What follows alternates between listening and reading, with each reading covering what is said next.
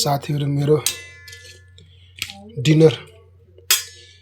कसरी दुब्लायो भन्नुहुन्थ्यो नि तपाईहरुलाई म दुब्लाको यसरी मैले दिनमा एक टाइम मात्रै खाना खान्छु मैले बिहान पनि थोरै चना र 3-4 वटा काजु बदाम खान्छु मेरो बिहानको नास्ता यो मेरो बिहान बेलुकीको नास्ता चाहिँ यो दिउँसोमा चाहिँ मैले रोटी भात खान्छु लगभग अहिले 1 महिना 10-12 दिन भयो मैले खाना छोडेको 1 महिना 10-12 दिनमा म धेरै घटे कागती मुला काँक्रा गाजर टमाटर प्याज बिरे नुन र अनि त्यसलाई के भन्छ काली मरिच पिसेर टक्क हालेको छु यति खाएपछि